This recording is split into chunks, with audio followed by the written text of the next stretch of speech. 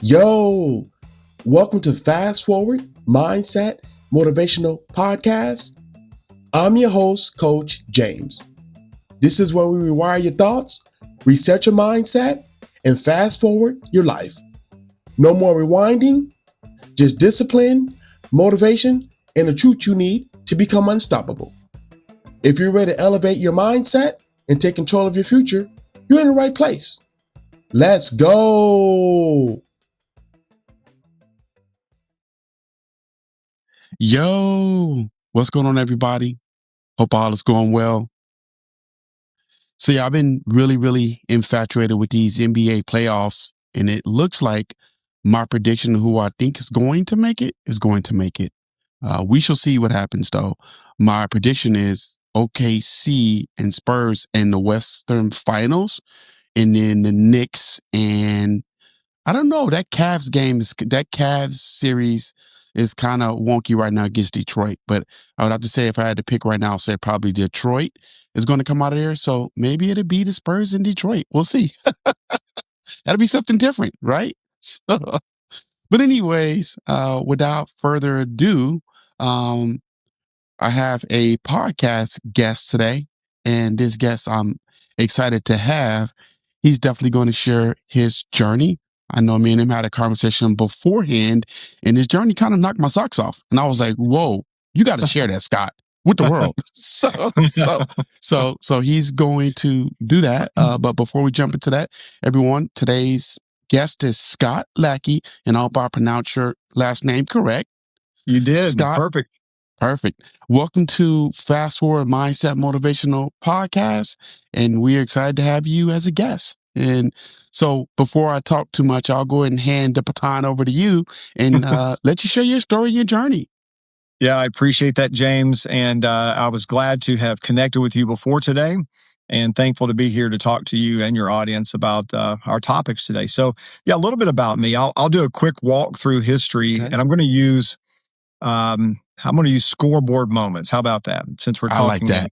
Since we're talking about sports. Playoffs, yeah, let's go scoreboard moments. So scoreboard moments for me are: I am a United States Army veteran. I did 2 years in Germany and some time over in Saudi Arabia, Iraq, and Kuwait with the 1st Infantry Division, what's called the Big Red One, and college graduate, degree in finance. I've had 2 inventions in my life. The first one was not patented. It was a disaster. And the second invention was actually patented and funded by a private equity firm for $3 million. So I'm a patented inventor. I'm an Ironman triathlete. Have raced endurance races, 140.6 mile races. I do a little occasional acting in some commercials. I've been in 1 student film. And I guess the last couple of poster board moments would be that I am a speaker and an author. My book published or is published, I should say, and we can talk about that. And then the last thing, I'm also a columnist for a newspaper, and my columns are published on Saturdays. And I'll end by saying those are all really cool scoreboard moments, but they're not what define me. And actually, the thing that I want to define me is the relationship that I have with my wife and my son and my daughter. They're the favorite 3 people in my life, and everything I do, I hope it supports them. And that's honestly, when we talk about my journey, there are a lot of scoreboard moments, but that's what gets me out of bed in the morning and keeps me going is my family. I love that, and I think that's where you and I have some connection. I do with my family as well, right?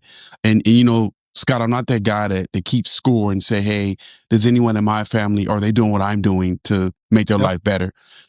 For me, I'm like, okay, I got to keep fighting to make life better for me and them. And in time, hopefully what they see me doing, they'll want the same thing for themselves. Yes. And so I can look at them and say, hey, they're doing what they saw me do. So it wouldn't surprise me, but I'll be excited, when that starts to happen. So 1,000%. And I think that's one of the beautiful things about being in a healthy relationship is that our behavior, matter of fact, I say this sometimes, is that I can't hear what you're saying because what you're doing is deafening. Ooh, I like that. Never heard that before. Yeah. Can't hear what you're saying because what you're doing is deafening, right? Yep. And so I hope that my behavior, just like you said, my behavior inspires my wife and son and daughter on their journey, right? We may be family, but this as well as I do, and we talked about this before, everybody's on their unique journey. They're on their own road. We don't have the same destination. And I love watching my family on their journey. I like watching my colleagues, my friends, neighbors on their journey.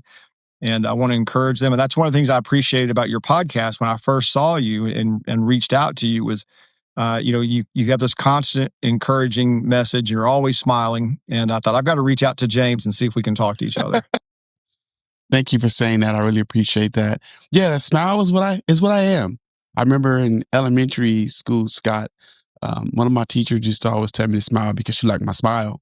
I hated my smile growing up. She started to encourage me saying smile more, and I did so. Well, some people have a natural grin. I mean, you're smiling now, but some people have a natural grin, and that's what you have. You have this natural grin, and then you smile, That's good. That's good. That's good.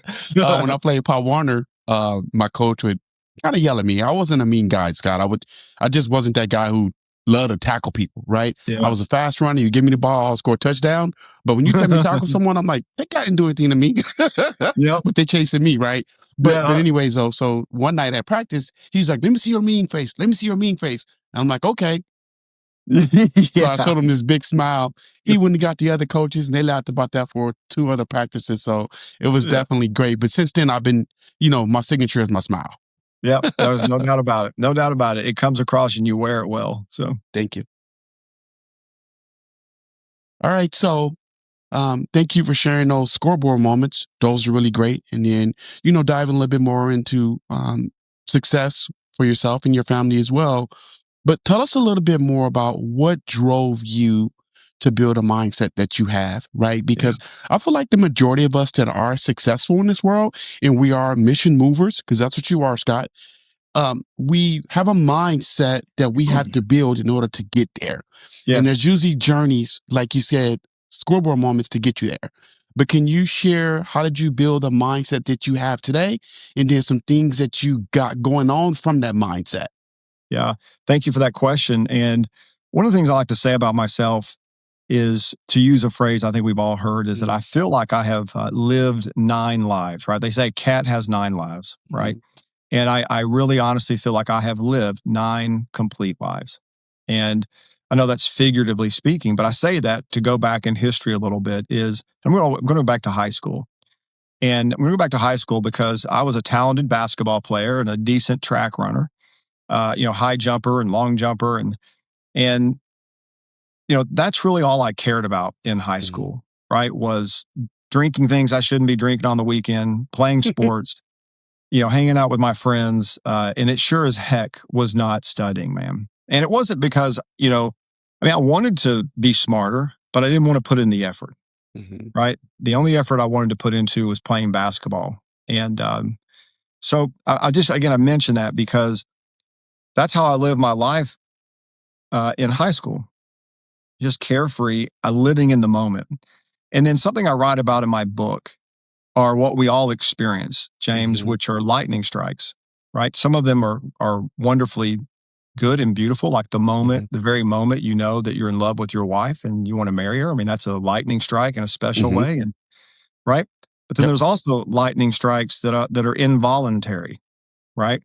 Events that happen. And this is a relatively small lightning strike, but at this moment in my life, it was big. And I'm going to tell you this story to go answer the rest of your question, right? Okay, perfect. Which is, the brief story is, there were 3 people in my life at that time, in a condensed period of time, a couple of weeks. A teacher that she and I really did hate each other. And my coach, whom I loved, who set me down and said, son, if it's time for you to make a decision if you want to play basketball in college, because if you do, I need to start making some phone calls. And that wonderful, right, comment, but it shocked me into reality because I had never considered going to college.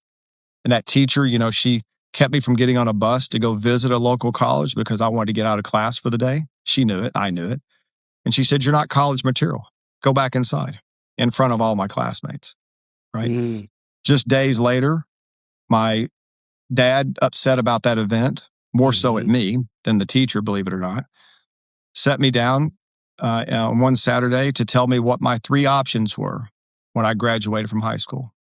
And those 3 options were I can go to college, or go to college. And I could pick any one. They were not in any order, right? So those events happen in a very condensed period of time. And when you're a person that only lives in the moment, the day, and happiness, that was a lightning strike for me because I panicked. I didn't know what I was going to do. Anyway, a couple of weeks later, late at night, commercial comes on. Mm-hmm. This was a famous commercial back in the late 80s, which was an Army commercial. And there were tanks and helicopters and soldiers and desert, and it said on the screen, "Be all you can be in the United States Army. We do more before 8 a.m. than most people do all day." I sat up out of bed, the hair was standing up on my neck, and I knew instantaneously this is what I'm supposed to do. Wow. Knew, right? Mm-hmm. Now, I didn't know till years later that was one of the first moments in my life where God intervened in my life and showed me exactly what I was going to do. It was providential. But I didn't know that until years later, right? Anyway, I just want to use that moment because when you fast forward from there, I began to realize as life went on about what lightning strikes mean. And the ones that I'm most interested in are the ones that change us like that, where the person that we were a millisecond ago, we're no longer that same person anymore. Right. And so Right. to answer your opening question, which is what were events in my life, right, where the mindset changed, the things that challenged me, that gave me direction and gave me purpose, believe it or not, more than anything, it was lightning strikes. The things that eviscerated something inside me that I could no longer carry forward, a business failure, right, a teacher looking at me and saying, "You're not college material," right, being in the military.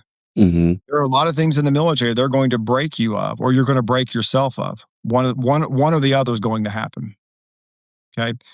And so I just want to fast forward and say that there are 3 words that I, to this day, utilize from the military that have been a wonderful gift to me, and they have helped me, but they've also taken me to places I didn't belong.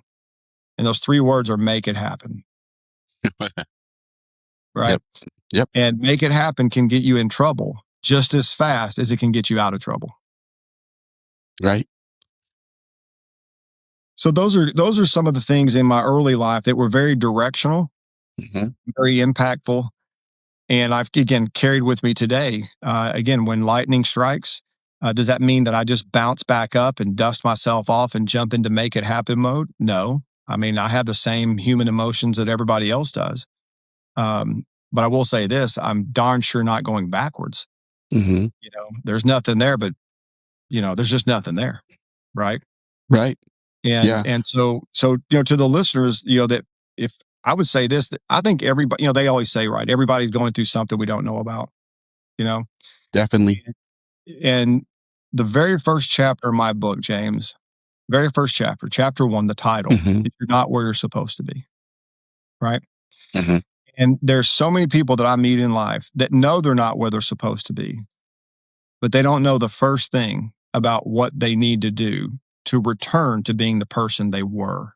You mentioned that actually on a recent podcast with somebody, another gentleman. Do you remember that? Yes, I sure do. Yeah. And I was listening to your comments about so many of us, you basically said the same thing I was thinking, is that so many of us, we wake up one day and we don't know who we are anymore.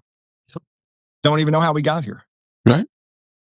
I've done that several times, right? But I want to point out something you said, and you kind of, brought it to the listeners so they can open their ears a little bit wider. But I want to bring it back because you said that it's those make it happen moments, those 3 words, right? That's right. And to that point you just made about we wake up and not know who we are. There are moments like that for a lot of us. And to your point, in order to get out of that, you got to make it happen, right? That's right. Number 1, find who you are, because everybody is something, whether it's purpose driven, whether it's driven by something else, a goal that you have, or even being a parent, right? We're driven by something. That's right. And you have to take that moment, several moments, and make them happen. And when you make them happen, you see this beautiful garden grow right in front of you. And you're like, I didn't think this was possible.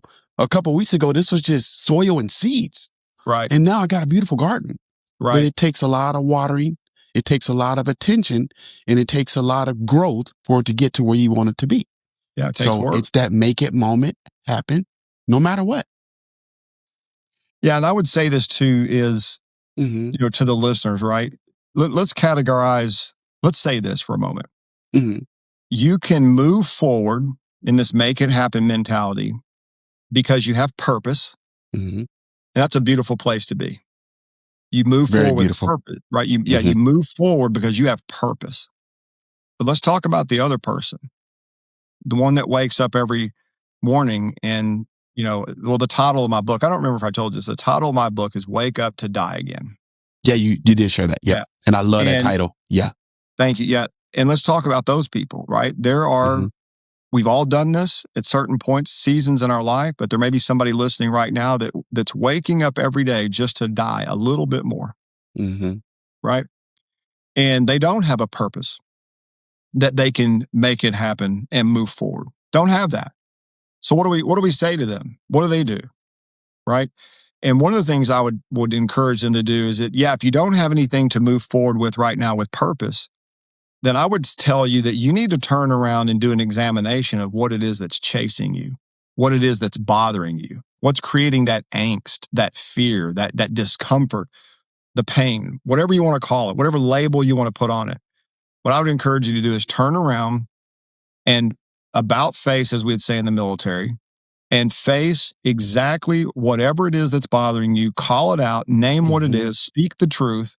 Because usually, in my experience, the very thing that you're running from is the one thing that you need to reconcile before you can move forward with purpose or purpose be revealed to you. There's something that needs to be reconciled inside you. I agree 100%. It needs to get to that level of authenticity with yourself, right? Because as I've had problems before that I ran from, Scott, and I never faced them head on. And the more I ran from them, the worse your life got for me. And then I found these little small vices. And we all know vices are addictions that just isn't good for anyone. Nope. But you find them because that's the only thing that you know how to gravitate to instead of you actually fighting the problem head on. I knew what the problem was. I just never admitted it. Correct. Because I was like, that's not it. But then we try to outrun ourselves. Yeah. Once I admitted it, I'm like, this was it the whole time. I was running from it because I didn't want to face it, right? Yeah. What's true, and what's interesting about not facing things, what I've learned at least, is we assume and believe that the pain of facing something is going to be worse than ignoring it. And that's a lie. It is a lie. Because we always underestimate the cost of lying to ourselves. Always. The cost is far greater and far deeper than so that's just one of the biggest lies in and of itself. Yeah. But I assure everyone, I'm old enough to say this, and I've been through enough dirt to say this, is that the cost is always less when you turn around and face whatever it is that you're running from. And the beautiful thing about it, not only is it a beautiful act, but when you will find and do the work to reconcile whatever it is that's chasing you, it no longer has power over you. That shoulder, that weight is lifted off of your shoulder, that spiritual weight, that gut instinct that you have, that pain inside that just won't go away. It's in a room you can't find inside your head, so to speak. When that no longer has power over you, you do have a new life. You do have a new direction. You do have new purpose. You do wake up differently every day. And that's a beautiful gift to give to yourself. And one of the great things about giving these gifts to yourself is that when you give that to yourself, everybody around you experiences that. Your wife, your friends, your mom, your dad, your cousins, aunts, uncles, sisters, brothers, kids, right? They all experience that. And that's why it's really important that we focus on self-improvement first, versus, in my opinion, versus all these other things in life, Yep, I agree. And then once you focus on those things, and like you said, once you face your issues, you become good company, right? I love that. No one man. wants good to be company. around. Yeah, no one wants to be around someone who mopes, someone who has a not so great personality. Yeah. But when they do see that you've overcame what you've been dealing with, everyone wants to be around you. They want to call you and hang out. They want to text you. That's right. How should I do this? How should I do that? But I want to say this and to the listeners, if you're not getting that call, maybe you're the person that really need to look in the mirror and really determine if you have dealt with your problems. Yeah. It's funny because I just posted something on my social media earlier this morning to the effect saying that when your internal peace, when your peace is internal, you build external peace around you, right? Yeah. And you eliminate everything around you that's not bringing you any peace anymore. But if your internal peace is not where it needs to be, then you're going to continue to call all the bad things around you and surround yourself around it, because we all know there's this statement everyone says is that misery loves company. And when you're miserable, you love everything else to be around you miserable. Right. That's right. Yeah. It's when you said misery is company, and of course, making people miserable around you just reminded me of the statement Mm-hmm. that I can tell the condition of your heart by what comes out of your mouth. Yeah.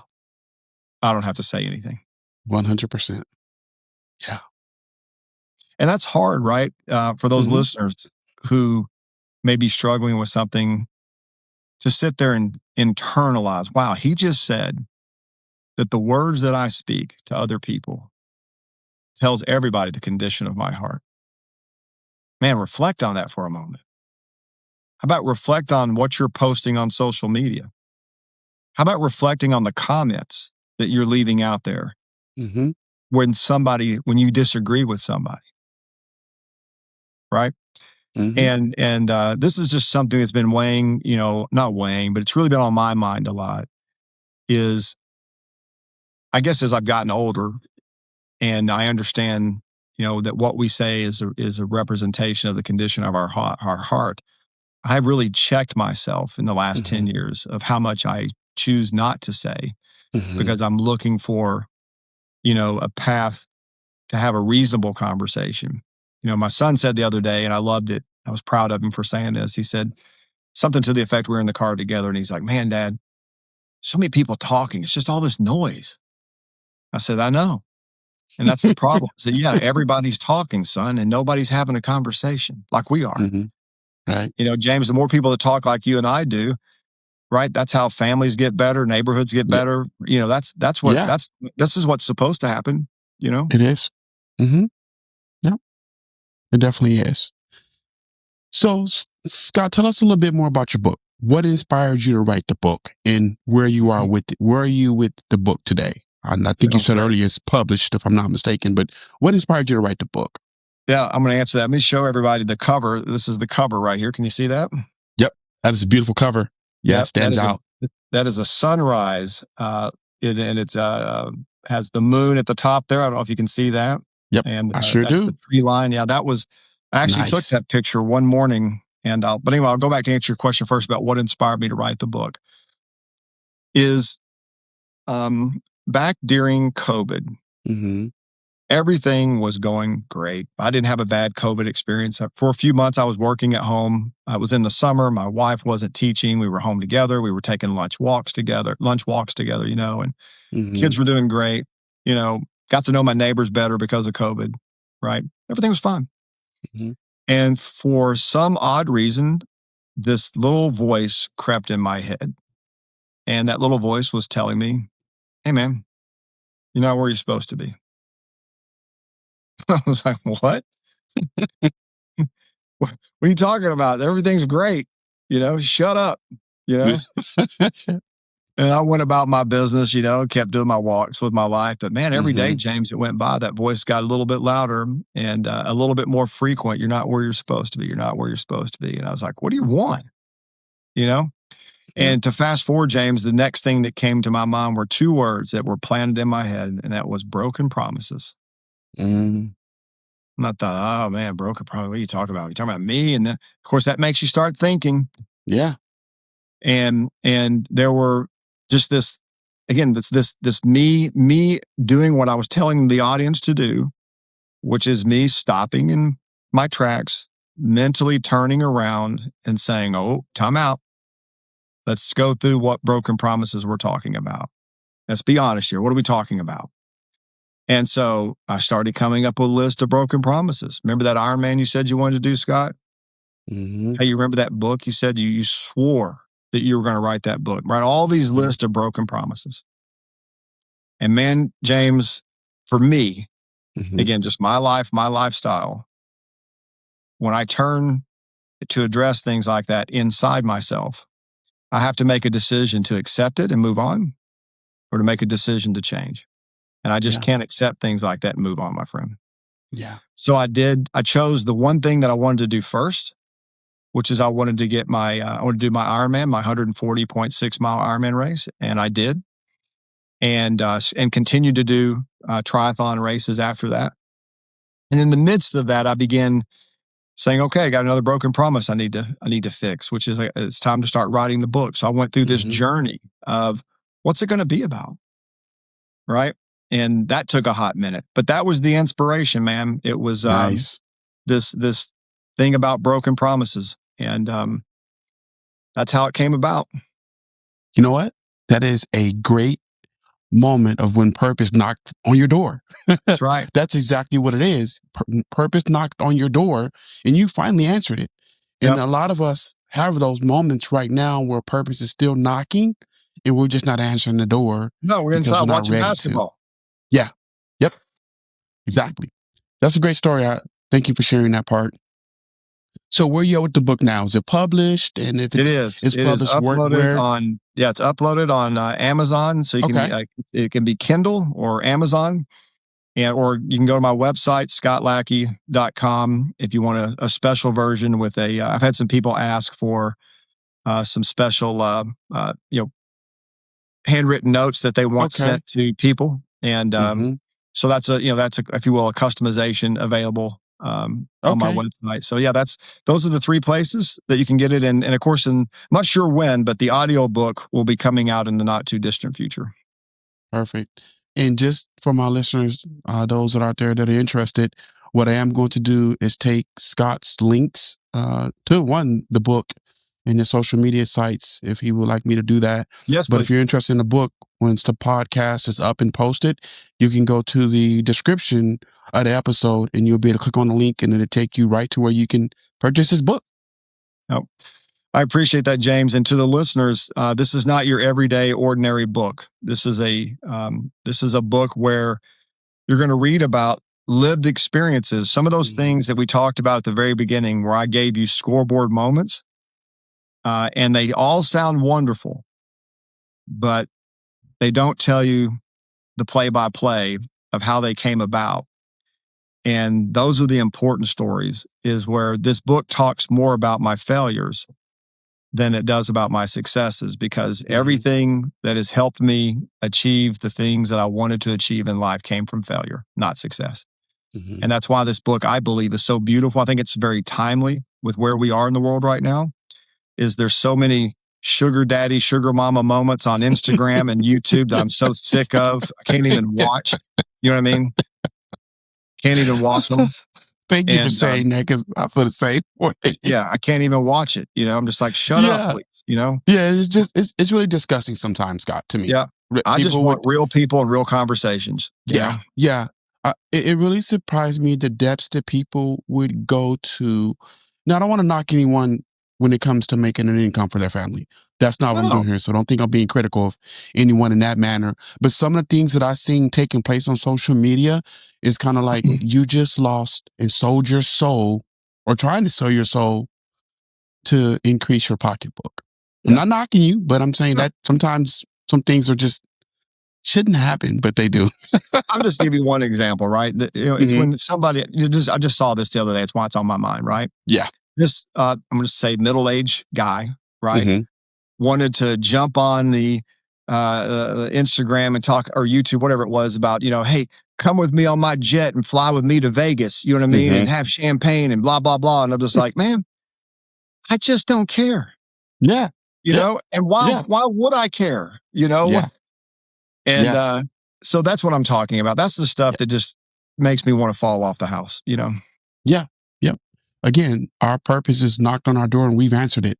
And so our response on social media, Scott, is going to be totally different from someone else, right? We're trying to teach the world of how to be happy, healthy, and overcome any adversity in their life. Other people find different ways to share who they are on social media. And it's just, sometimes us, we're like, whoa, you don't have to go to that limit. But they do. Just go back to what we said in the middle of the podcast, right? Yep. That I can't hear what you're saying, because what you're doing is telling me everything. Right. Exactly. So, Scott, anything else you would like to share with my listeners today? I usually normally ask, and I'm going to ask you the question, but I didn't want to dive ahead and put the horse before the cart. But normally I would say, hey, Scott, tell us and give a suggestion or an idea of how you can rewire the way you think. But before you answer that question, is there anything else you would like to share? I guess I would say on that note that we just left off of, if I could challenge the audience who is looking for something different in their life, right? This would be my challenge to you. Everybody and everything is telling you you need more of something. You need addition of this, that, the other thing. Go here, do that. And I'm going to tell you, the sooner you stop trying to add things, by the way, not all things of addition are bad. I think you know what I'm talking about here. Mm-hmm. You stop trying to add things. It's really more about subtraction. Yep. If you'll practice subtraction, getting rid of some things that you know you shouldn't be doing, that I'd just like to recommend to the audience that they look at that of subtraction versus addition and see if you can't have purpose restored in your life. I love that so much. It's not when you get rid of things that you know you should have been doing, all the important things of what you should be doing stand out. You just So I love how you responded to that. Yep. Okay, great response. Thank you. Well, Scott, it's been great to have you on the episode. And like I said to my listeners, just want to share that you will be able to contact Scott. I will put his links in the body of the episode description. If you have not followed the podcast, make sure you hit the follow button, because when you do, you never miss a moment to rewire the way you think. Hey, I'm not hard to find. I just got through saying it. Me and Scott both said it. I'm on IG all day, every day. If you want to follow me on IG, it's James Watkins at 40 and Fit Life Coach. If you're struggling today with thoughts of suicide, thoughts of hurting yourself or someone else, please don't hesitate to call the Suicide Prevention Hotline at 988. And let me just say this, mental health is on the rise still. No one has ever said mental health is getting better. From what I understand and what I see, it's getting worse. So if you're someone that needs to help, please reach out to someone, because there's help for you. You just got to be willing to accept the lifeline. Hey, everyone, I'm Coach James. Let me help rewire the way you think. And now I am now saying that if your mindset isn't making you money, it's costing you way too much. Thank you for listening to today's episode. Thank y'all for listening to today's episode. And remember, don't rewind your life, fast forward it. Until next time, keep moving forward. Hey y'all, I'm Coach James. Let me help rewire the way you think. All right, y'all. Peace.